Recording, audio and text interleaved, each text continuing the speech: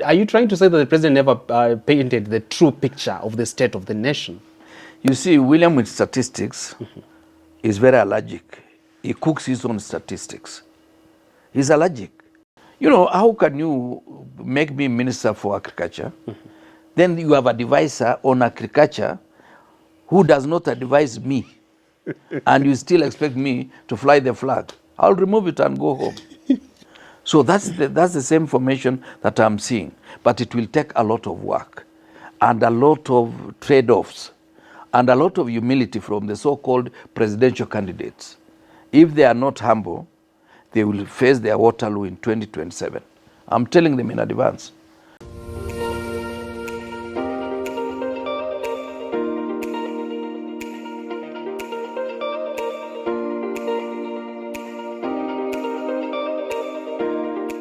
I'm truly delighted to have you on Richard Mwenja Exclusive, the Year of Our Lord 2025. We continue unpacking the state of politics in our beloved country, that is Kenya, and I'm joined by none other than this renowned think tank, Waziri Kipruto Arap Kirwa, looking sharp as always. Sir, great to have you on the show today. Well, thank you, and happy new year to Kenyans that we've not been able to interact. Yeah. It's good to see you, and you continue making sense of what's happening in this country, especially at a time whereby our politics has taken another level. We are looking at high-octane politics playing out by the day, and more so when it comes to Mount Kenya politics. And let's begin from the front of Governor Mutahi Kahiga and his counterpart, Mudhomi Njuki, who have implored, actually send warning shots to DP Rigathi, Kithure Kindiki, telling him, hey, you need to summon bravery. Don't be a coward. Instead, embrace your people and represent them without a shadow of doubt. And I want to understand, do you think DP Kindiki is a coward as is seen from the eyes of Mutahi Kahiga and Mudhomi Njuki, and that he has sidelined his people of Mount Kenya? You know, the main challenge in our politics is that you expect everybody to be combative. Perhaps I know him better than most Kenyans do, because I've worked with him both in the Somalia peace process. I met him about 15 years ago in Djibouti when we were working on Somalia peace and national reconciliation. Him as a lawyer, and for me as a special envoy of IGAD to Somalia. His demeanor is different. You don't expect him to be like Rigathi, to be like William Ruto when he was deputy president, or like any other president for that matter. And given that kind of demeanor, I would also be too harsh to him if I was to expect him to behave different from his own character. And of course, he has just occupied that office. Remember, he got in on the end of last year. Towards the end of last year. It was about, I think, December or thereabout. This therefore means that he's still also adjusting, and also looking at the fact that his boss is too active. He does not want to make the mistakes that Rigathi Gachagua is suspected. I'm using the word suspected advisedly because I never saw any mistake Gachagua made. If it is any statement he made, it was with tacit or nudging approval of his boss. Because you see, Ruto, when there is no fight, he gets bored. That's why you see people like Sudi at times once in a while, Kipchumba Murkomen once in a while, and many other array of individuals that they must attack somebody. For them, they are used to attacking. Always out to look for a monster to fight? To fight so that people's attention focuses on the opponent, and you forget about their own mistakes, because they believe the best way to galvanize the thinking of the people is to identify an external enemy, deal with the enemy, and in the process, the debate now engages on the war between you and the external enemy, and therefore nobody takes an audit of your own performance. So Kindiki possibly is still biding his time, and possibly may choose to go that way. Because in history they say cowards die many times, but brave guys, they die in the first battle. So he doesn't want to die before 2027. He wants to remain a coward who will tell the story. He will tell the story when everybody else has died. He ran away, but he looked back and he saw people being killed. Yeah. I want to understand something. You are saying that it is the modus operandi of President Ruto to always be out here looking for a monster to flatten, someone to always fight and put blame at. Yeah. And by tapping into the friendship of ex-Mungiki leader Maina Jenga, and also quoting other politicians from Mount Kenya, do you think the president is using such strategies to further divide and conquer Mount Kenya region? Or is doing this because he wants to embrace people from diverse backgrounds to make part of probably his re-election plans? Well, one thing that he realizes is that he has lost Mount Kenya block. And he doesn't want to lose more. So the best way is to keep them busy. With Mungiki, keep them busy with the other leaders condemning Rigathi and saying all manner of things about Rigathi, so that there is less talk about William Ruto. There is more talk about Rigathi Gachagua and other people, like those who are talking about them, whether it is Wanyama from Bungoma, whether it is Farah Maalim, or any other individual for that particular matter. So he wants to keep them busy. And in the process, he wants to build this thinking that the Mount Kenya that is ungrateful, that unless there is one of their own in State House, they will never be happy. That will assist him to win the hearts of the people who are on this bandwagon, that unless a Kikuyu is in power, they will never be happy. And they are looking for one of their own to be in power.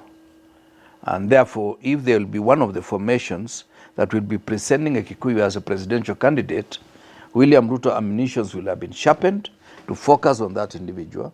And in the process, you allow other Kenyans to feel better Ruto that we know than the person the other formation is giving to us. But that Waziri has been an ambassador of disunity, especially at a time whereby other leaders, global leaders, are seeking to be instruments of peace. Why in our case you believe the president is out to be the ambassador of disunity when Trump says I want to be a unifier and a peacemaker? Why can't he subscribe to high ideals like those? Well, he knows politics is local, and it will assist him perhaps to clinch victory in the next general election, or lose honorably. Because as it is today, if the other alternative has a strong candidate and they're able to give the agenda that is desirable to many Kenyans, William Ruto will get a margin of 4 million when somebody is ahead of him. But if he's to win, you view him, you foresee him winning even at the cost of polarizing the nation, just so to get the seat? If he will do this, if that it will take that for him to win the seat, he will do it without winking, because he has done it before. He's done it before. Immediately, Kanu lost in 2002. This crusade was to create anti-Kikuyu feeling, which culminated in 2007 post-election violence of 41 against 1. And immediately after that, him and Uhuru had also another rallying point, that this is referendum against the Hague. And when that was done, immediately after re-election of Uhuru in 2017, now there was another rallying call, dynasties versus hustlers, or hustlers versus dynasties, which he was able to galvanize the imagination of all small and medium-scale businessmen, that this is the man to salvage them from the throes of the dynasties. And when he won in 2022, he quickly had to blame any problem previously on Uhuru and later on some other individuals, including his own deputy. And when he got rid of his deputy, and you heard him celebrating that he has been a loner in the lone voice in government, and he blamed it on Rigathi Gachagua. After that, he blamed in between, he blamed somebody called Ford Foundation. So for him, identify an enemy, go for it. Everybody will not talk about you. They will talk about the person you have identified as a source of trouble. Welcome to Herencia, the heartland of good living, where you belong. A community with endless possibilities. your path to discovering a master planned gated community that matches your ambitions. Get yourself this must-have piece of paradise with state-of-the-art amenities, constant water supply, good security, tarmac roads, and much more. The best part, availability of buy and build financing services. Don't wait. Contact us today or visit our offices for more info. Buy and build your way at Herencia, the heartland of good living. As a seasoned politician and leading this country that you are, keep to Arap Kirwa, is it a plus or minus for the president to have Maina Jenga by his side? Well, it depends on the purpose. But as of now, that was ill-advised. Because you see, remember the judge surveys that they interfered with that of Dorcas Gachagua. Yeah, Mrs. Gachagua's, Dorcas Gachagua's function. You know, if Gachagua was there, it could have elevated him or elevated Maina Njenga, that is able to overrun Gachagua.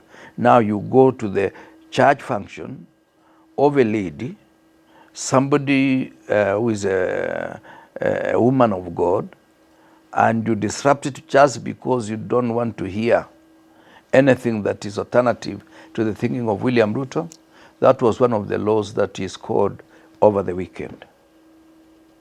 A law? It is a law because you see, why interfere with your opponent? Today, if I had a constituency, somebody can go there and say whatever he wants to say. I go there, I do my business. Why are you bothered about somebody saying, if you have not done any of those things? And Mrs. Gachagua was not talking about the government. He was preaching. He was talking about what communities should do. Whether it's in central Kenya or whether it's in western Kenya or any part of this country, she has a chance to be able to make the statements that she made in that function. For anybody to interfere with that, it was a law on the part of the government. Yeah. Waziri wanasema lisemalo lipo na kama lipo njiani laja. Yes. And speculation in town is that a whooping 400 million Kenya shilling has been thrown on the ground, that is in the pockets of a few politicians from Mount Kenya, just so to sway the mountain in favor of President Ruto, or at least cause further cracks, that even if they won't go behind President Ruto, the vote for other contenders will be so paltry from the region, all thanks to the division that would have been caused. Do you think there could be an ounce of truth behind such speculation? And can the president stoop that low to the point of fueling division, even at the price of such huge money? Well, I hope he's not spending his money because that money will go to waste. The Mount Kenya region is a very interesting block. I know it better than many Kenyans do. You cannot sway them because of money. Once they make a decision that this is the way they are going, they process that position. When they confirm it, no money can change. Number two, the constitution that we are dealing with is not the constitution prior to 2010. The constitution that we are dealing with, insofar as elections are concerned, is very interesting. You have to get 50% plus one vote. So if there are votes going to other candidates other than the main opponent of President William Ruto, it means the 47% that will galvanize around the mountain has been whittled down. Where we'll get that equivalent is not what he's doing with Raila or what he's doing in Western Kenya or what he's trying to do in Rift Valley. That 47% is a very big loss to him. And he had better make peace with himself to know that the next election may not be his for the taking. It may be for somebody else, and he should prepare two speeches. One to accept victory and one to accept a defeat. Doom could be on his way? Oh yeah, I've told you. I've told you before, and I'm saying it freely. Even after his allies said he can never set a precedent of being a one-term president. It has never happened in the history of Kenya, and he is no exception. President Masisi in Botswana never foresaw. He was underrating President Gideon Boko, Duma Boko. Duma Boko. He was also, because his main problem was Ian Kama. And he expelled him out of the country. He did not know that he will come back to associate with the opposition and allow President Duma Boko to win. The president of Ghana underrated the opposition. He did not know that President Bahamas would come back. The president of Angola, the same thing. He saw the current president, I think Lorenzo, that this is a quiet fellow, soft-spoken, he's not going to win. He won against all odds, and many other examples. Even today, the people in Kenya Kwanza are asking us, who is a candidate against us? And we are not giving them the answer because they themselves have created a candidate by a pack of lies, false promises, manipulated statistics that I told you earlier, and also abductions and incarceration of individuals who may not agree with them, if not outright killing of some of the young boys and girls who disagree with them. They now want to do a clamp on social media, thanks to William Kaboko, who is now the Minister for ICT. Yes, says he has the power to shut it down. He's going to regulate social media. Well, he does not have the capacity. He does not have the capacity, and he just is on a mission of self-destruction. Really? Kaboko is somebody I've always respected. And whatever people say about him elsewhere, I've always given him the benefit of doubt. But now I've confirmed that is what I feared he may be. Do you think he is overpronouncing his arrival as CS for ICT? Well, he's overstaying. I think it is what I call is overreaching. Is overreaching because at the end of the day, there's no minister under William Ruto who is going to stand out as a minister without the tacit or direct approval of William Ruto. So anybody thinking that he can have the powers that we had under President Kibaki is mistaken. So would you be safe to say probably Kabogo is exaggerating his abilities out of illusion? Well, I think part of it's out of excitement. Remember, Kabogo has never been a minister. This is the first time he's being a minister. And even Lee Kinyanjui, he was assistant minister. So Kabogo is excited, because this is the first time he's being a minister. Although a bit late, and although also in the wrong regime. Mutai Kagwe would have expected him to be more modest. But I saw a bit of excitement yesterday, which is okay. Those bonuses notwithstanding, their source, their concoction, and whether it is really earned as a bonus, because a bonus is supposed to be after making your own profits, there is some excess that comes as added profit. The definition notwithstanding. So anyway, I feel it's still a bit of excitement on the part of Kabogo, because if somebody is worth 3.1 billion, how can you be excited about a position of a minister unless there is something else? Power display, perhaps? Display power from William? William will never give you full power. You will be regulating it. Even when you're serving at an independent body or office? Which ministry can be independent? If a commission is not independent, if judiciary is not independent, if parliament is not independent, how can a ministry of ICT be independent of the president? It's not. So you won't be surprised when you see Kabogo leading the cheerleading orchestra that you believe is out here to please the master, the appointing authority. I will not be surprised, but let's give him time. Perhaps he's going to adjust soon. Let's get to the center of this. I want to understand, when it came to the appointments of the likes of Kabogo into the dockets they hold today, do you believe it was an appointment out to fix a political problem, or it was out to fix the mess that Kenya is in? Well, in terms of their capacity, the three individuals have a lot of respect for them.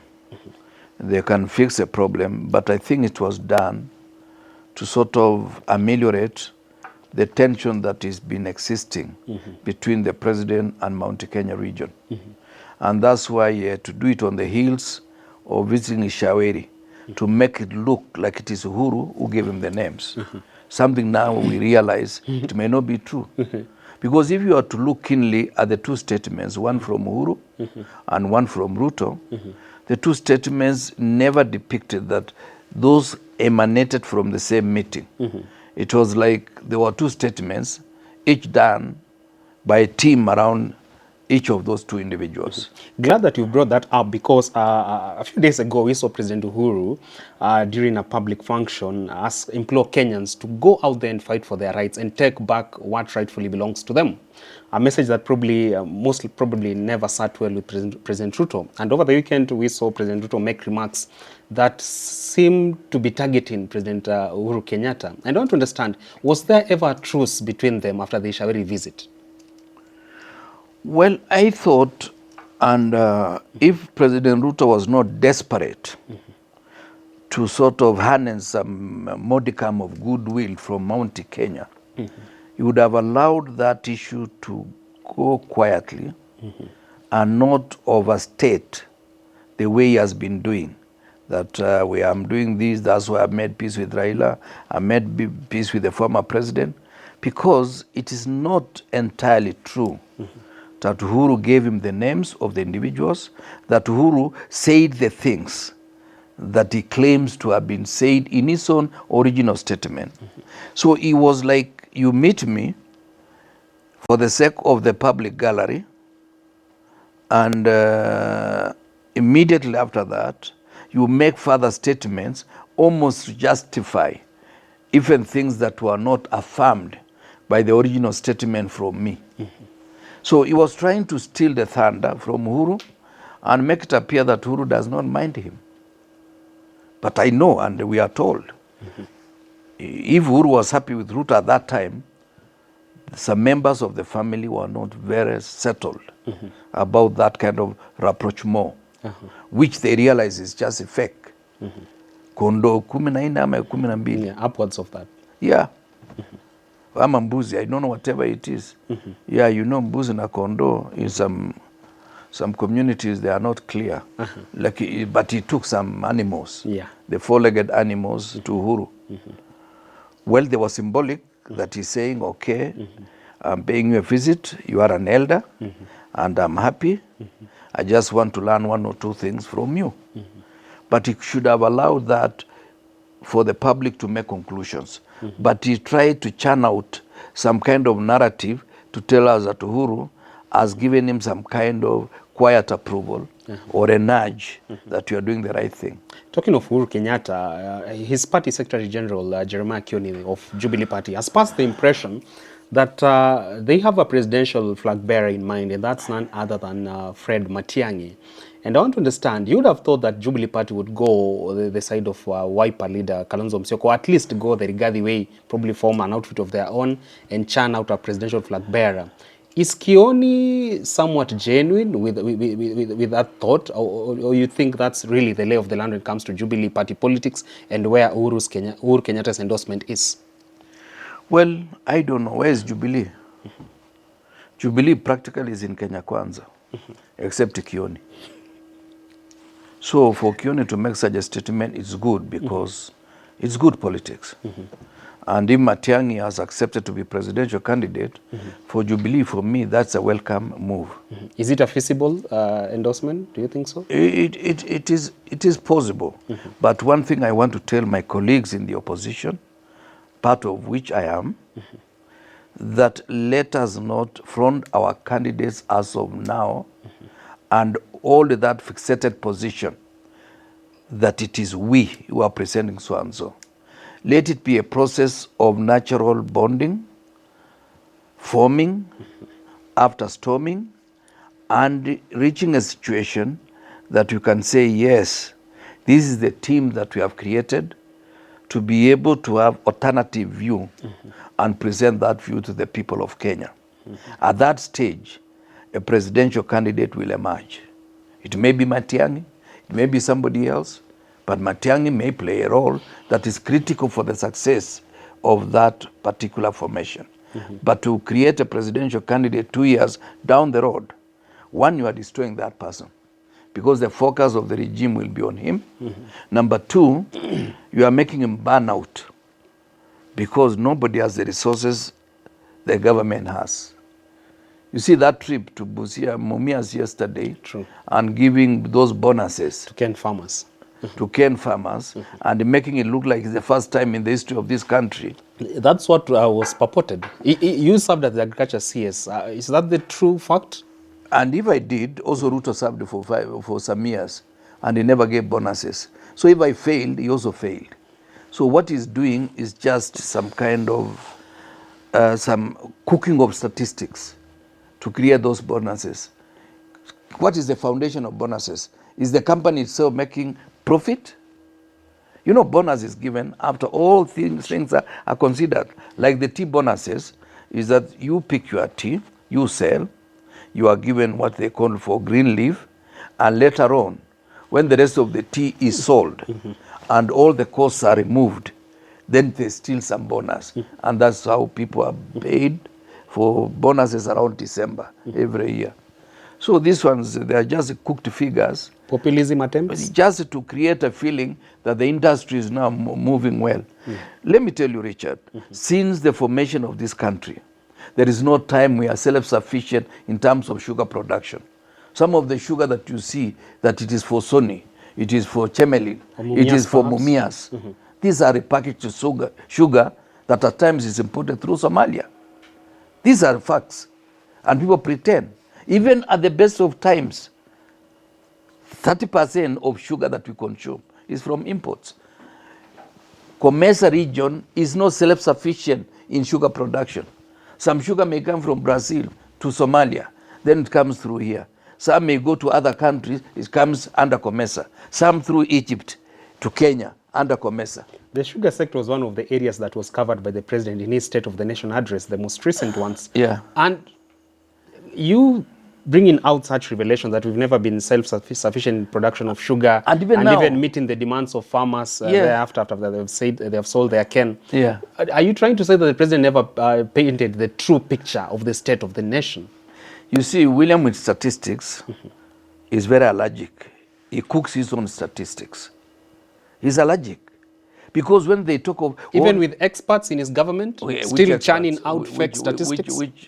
Those experts are his supporters. You know, I saw a certain column saying the things about the cost of sugar, the cost of everything, the cost of fuel, and you could see they created the problem, they reversed it. They're saying now we have moved from this to this. With the tacit approval of CS Treasury, I mean, all these people in the finance space, in government? Those are his boys. Yeah, those are his boys. His boys or whatever, or daughters. Professor Manyora calls them World Bank boys. Yeah, many of them are. Working at the behest of the president. Yeah. And you see, what I've said before, and if I'm part of the next government, these advisors should be at the level of minister. You advise the minister to advise the president. This issue of saying president as advisors is creating two cabinet meetings. One with advisors and one with ministers. You know, how can you make me minister for agriculture? Then you have a advisor on agriculture who does not advise me, and you still expect me to fly the flag. I'll remove it and go home. In the interest of time, we have two fronts I want us to cover. One, ODM as a party. It seems to be on the receiving end of cracks they are in. But also before that, let's talk about now Uhuru Kenyatta's position. He seems to be at crossroads. On the other hand, there are those who believe the misery Kenya is under is all thanks to him, and now he's trying to sanitize President Ruto after the Ishawiri visit. On the other hand, there are those who believe Uhuru's hand is nowhere, cannot be traced on the enemies that we are facing 2 years of President Ruto's presidency. What should be Uhuru's first point of call? Should he maintain his silence, probably not engage himself in the politics of the day, or should he come out and defend himself? Well, I think President Uhuru Kenyatta handed over to William Ruto. And if anybody had any doubt, by the time Ruto signed for the next finance bill, or whatever the situation of that finance bill, he had taken over all the liabilities and assets of this nation. You can no longer blame it on Uhuru Kenyatta. It's like you take over a company, after audited results, whatever you say, or what the results will say, subsequent to that, it is your performance or lack of it. That's the way we understand in terms of governance. Number two, Uhuru is a Kenyan. He has the right to say what he believes in, and therefore you don't blame it on him. And when he allows you to visit his home, you don't make it an issue that he is given you a blanket check which you can fill in the figures you want. And that's what the president was doing. That he got a blanket check by standing before the cameras and handshake. Now he had gotten a blanket check in which he could fill in the figures and take it to the bank. President William Ruto has a responsibility to deliver to the people of Kenya. Without excuses whatsoever. He has no excuse, whether it is Uhuru Kenyatta, Raila, dilapidated coffers and all or whatever. Those coffers, and for your information, money in treasury is not like your money in the bank. It changes every moment. Since we started this show, the inflow and the outflow that has taken place could run into billions of shillings, either coming in or going out. And therefore the net effect may be 1 billion or 2, or it could be 100 billion or 200 billion, just because the outflow has not started. Because every day, every minute, there is money coming in. Every minute, there is money going out. There are transactions of government. Government never sleeps. Even at night, there are transactions that are going out, including what is called pilferage, which nowadays they are using to make sure the system is down. That's when they are stealing. System is up, that's when they want money from you. Once they get enough of it, they bring down the systems, they steal. Waziri, are you part of the lot that believes the president needs to get out of car sunroofs and get back to the office and work? Can't he work even while touring the regions for development tours? What you can do is to allow systems to operate. You should allow systems to work, and systems including his own ministers. When ministries make decisions, you should not want to know what decision has been made in this ministry this morning, because from morning up to evening, ministries make decisions. And once the cabinet has given approval that you move in that direction, parliament has appropriated the money, the rest of the details are not for the president. It is for the officers running various ministries and parastatals. Rightly put. Very finally, Waziri, let's talk matters to do with ODM party. Of course, a very consequential party in this country. And it seems to be on the receiving end of cracks. Why am I saying so? On one side, there are lieutenants like Peter Kaluma who are saying, we are in government and we're in government to stay. On the other hand, the party SJ, Edwin Sifuna and a few others say, we are not in government. And our true position is that we'll never work with President Ruto. We want to form our government maybe in 2027 or thereafter, but we are not going to partake in this broad-based government. I want to understand from your end, what is the true state or position of ODM party? Do you believe that the Tower of Babel is coming down and that they are not in government, as Sifuna tries to pass across? Both individuals are right. There is a wing that believes that there is a deal between William Ruto and Raila Odinga. And that is the people who go for the lazy option. Because people like Kaluma, they want to be re-elected. And by saying there is nothing wrong working with Ruto, as long as Baba has endorsed the position, he wants a free ticket so that he comes back to parliament. The same was echoed by Opiyo Wandayi. We shall support this government until the end of time. As the Luos. He has a job to protect. He is a minister. And therefore, he hopes that the same government will win so that he retains the position. But the way I see it is that as we go towards the next general election, it depends on which formation will look more credible. If William Ruto and the merger with Musalia Mudavadi, whether that was a merger, looks like it is more formidable, some people will gravitate towards them. If our team will look credible with clear leadership and clear team of individuals who have the agenda and the requisite integrity, many people from ODM will come to us and we'll move together. Many people from Kenya Kwanza will come to us and we move together. Why do I say so? I have an example of 2002. Tell us. NAK, after the formation in September 18th, 2002, where Kibaki was presidential candidate. Wamalwa was running mate or to be vice president. And Charity Ngilu was prime minister designate. Our brothers in KANU stroke LDP, when they did not capture the imagination of President Moi, came out and they were keen either to run their own show or join with us to make sure that we defeat KANU. And they chose the latter.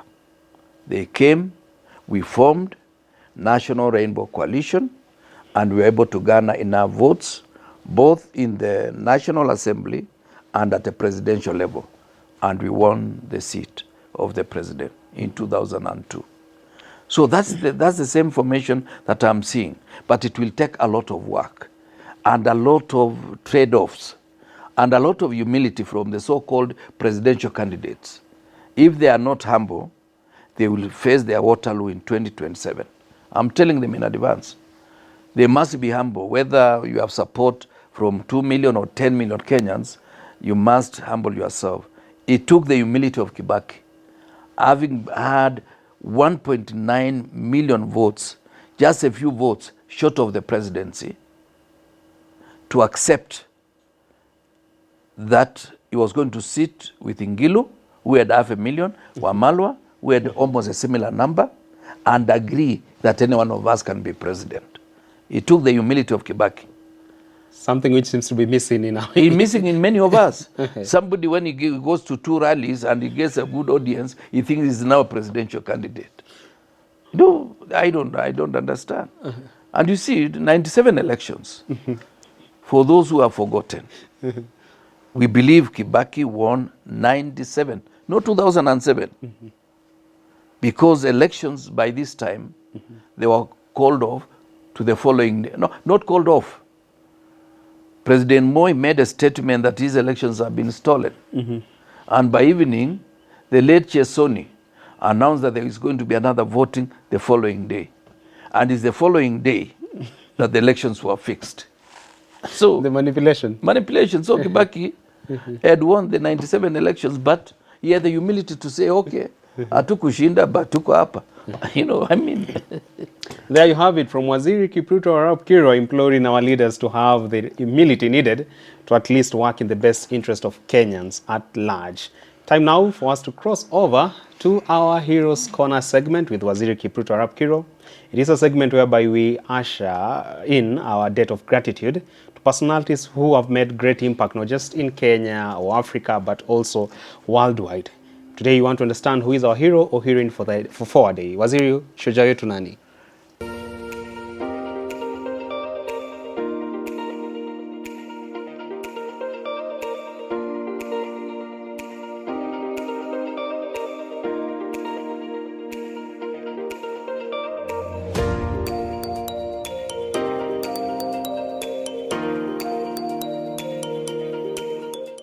Moses Kiprono Arap Keino. Moses Kiprono Arap Keino. Yes. Son of the Rift Valley? Yeah, Rift Valley from Kericho County. Oh. Or it was called Kericho District at that time. Allah. Born about 1937. 1937. Yes, he went to school in various places, culminating, I think, in training outside the country. He came back. He ran as a member of parliament. He was elected, I think, twice. Then subsequent to that, he became our speaker. Of the National Assembly? Of the National Assembly in 19... Is it 91 or 92 thereabouts? I think it was in 19... No, it was in 19... Why am I forgetting? Not 92. In 1988. Oh. In 1988, when the late Fred Mati retired as a speaker. Ah. Yeah, Mati was the first African speaker of the National Assembly. He took over from the late Humphrey Slade, who was the last speaker of the National Assembly. Mati was his deputy. Subsequently, Mati took over. The late Dr. Mwenja was deputy speaker for a short period. Then from Waiyaki, the late Serone became his deputy for some time. And after that, Samuel Arap Ngeny was deputy to Mati. And of course, the rest is history.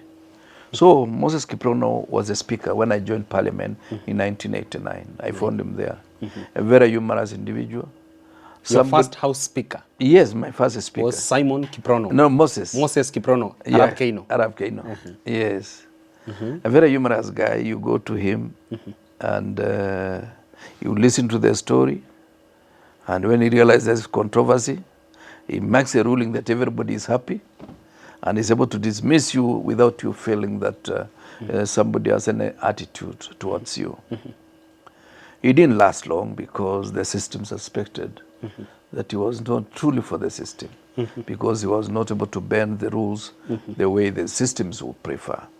You know, system, whether it's here or America, they are never fully in support of true democratic principles. So if you are aware of such realities, why do you normally put blame at Moses Wetangula when it comes to House leadership? Now that you're talking about House Speaker of that time. But you don't show from the beginning when you are tossing the coin that you prefer this team to the other.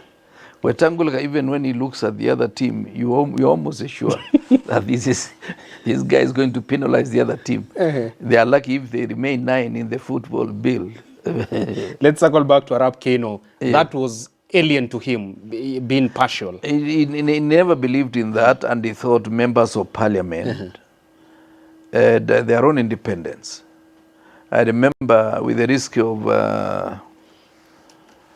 risk of almost unsettling my brother, the Honorable Samuel Pogisio.